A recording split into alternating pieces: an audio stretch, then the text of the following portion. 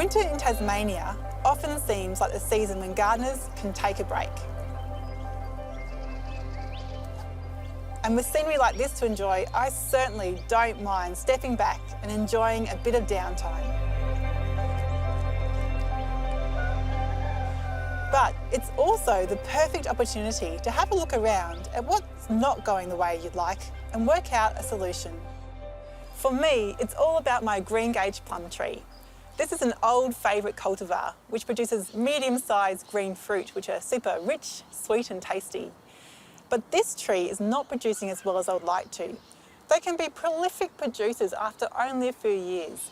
And they do have a reputation of being partially self-fertile, which means that the flowers in one tree can cross-pollinate to produce some really tasty fruit every year.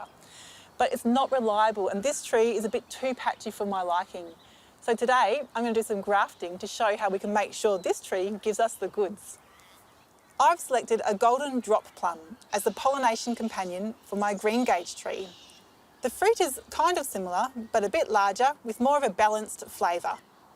Rather than clearing a whole new space and planting another tree, I'm going to be doing some grafting. In my hand, I've got some scion wood, which is small branches from the golden drop tree. I'm going to be grafting it onto my rootstock Greengage tree here today, and they'll be merging together.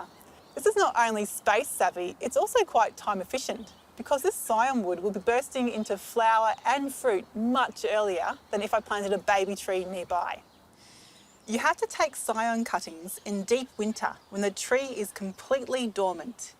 You then store them in the fridge until late winter or early spring, which is when you do the grafting process. The key is the thin green cambium layer of the stem, where all the active growth occurs. It lies between the bark and the wood and will produce new cells over time to join the wood together, and the xylem and the phloem, which are the water and food transport systems. They'll join up too, so the new branch becomes just another part of the tree. I'm going to show you a couple of different types of grafts. The first one is called whip and tongue. It's basically where you cut off the end of each branch and slot them together, just like a puzzle piece. First up, it's really important to sterilise all the tools you're using. I've just got a blend of metho and water here. Locate where you want to graft the new plant, called the scion, onto the rootstock plant.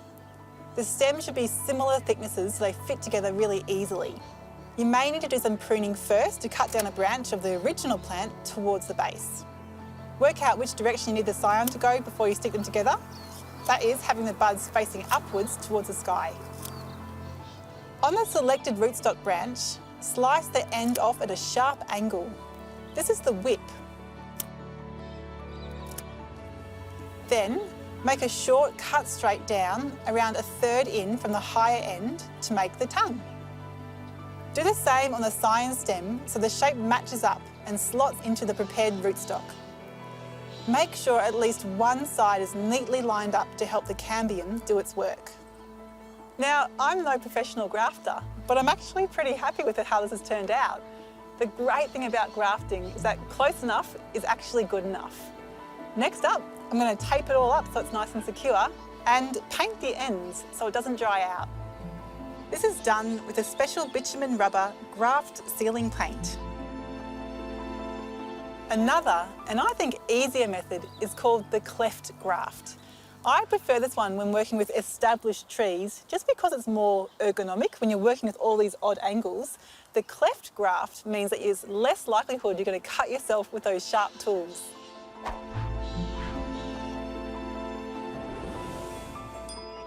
Start by cutting the branch to be grafted at a point that has the same diameter as the scion that's being used. Split the end of the branch that's going to be grafted, creating a cleft into which the scion will be inserted. Cut the scion with a double bevel that tapers to a single point. Adjust the cut so the point is thin enough to insert snugly into the cleft.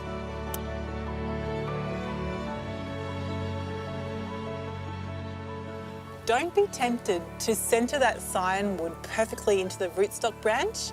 It's rare that they're going to be exactly the same size, so I've actively pushed it towards one side only of that rootstock so it lines up perfectly with that cambium layer.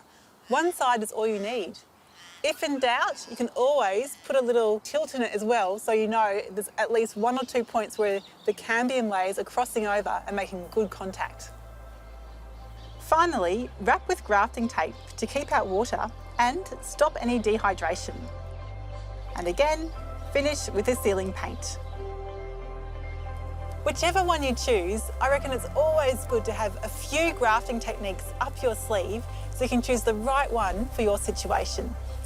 Now all I have to do is wait for spring, when those grafts will take and hopefully increase pollination so my family and I can get loads more plums off that tree.